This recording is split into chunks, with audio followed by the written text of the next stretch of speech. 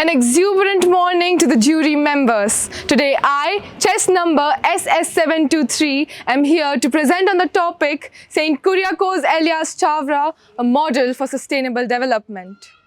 History often fails to do justice to those religious leaders who have also been great social reformers.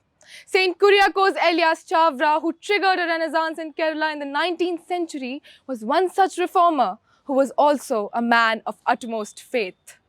He belonged to that category of saints who are, so to say, restlessly involved with people and causes, with improving the lot of the deprived and making bold moves to create a kingdom of God in the immediate world around them.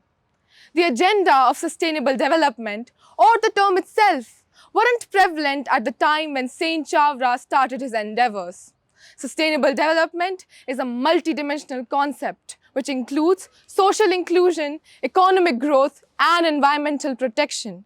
Yet Saint Chavara managed to cater to all of these causes in his lifespan of 66 years. He himself preached and was guided by the conviction that days on which you have rendered no good to others will not be reckoned in the books of your life. He was born in a very dark age where social evils like untouchability were rampant.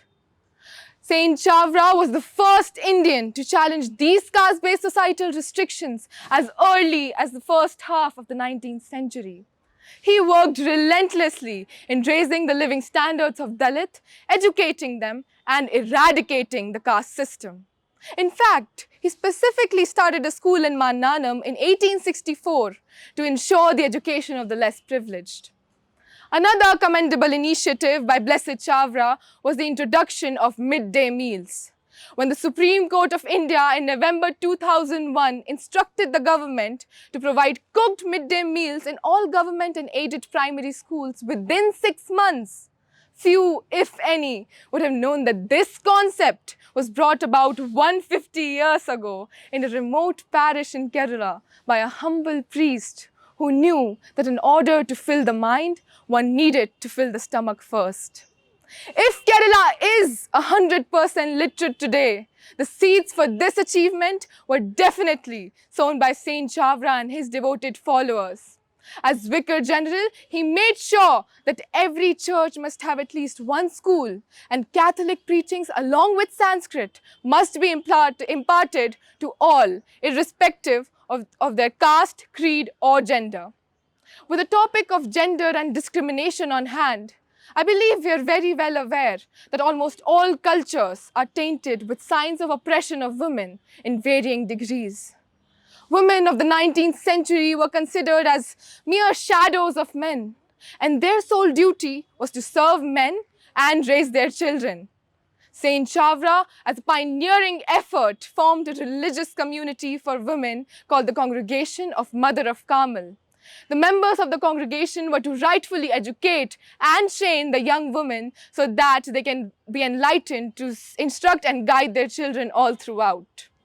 Saint Chavara was a true visionary who foresaw the spiritual, cultural, and intellectual advantages of print media and the progress that the press and publication would bring to the Catholic community. He took matters in his own hands and gathered all the information required to construct a press, thus putting in place the third ever printing press of the state of Kerala. And as if his multitude of contributions to the Indian society weren't substantial enough, Saint Chavara was a stern environmental conservationist. He had his concerns about the environment at a time when nobody else did and advocated the need for it to be protected by the masses. Saint Chavara was one of those precious persons who knew how to link India's past with her future destiny. He was truly a sage entrepreneur who was a trendsetter in public education, literary reforms, women emancipation, and a harbinger of human dignity. Thank you.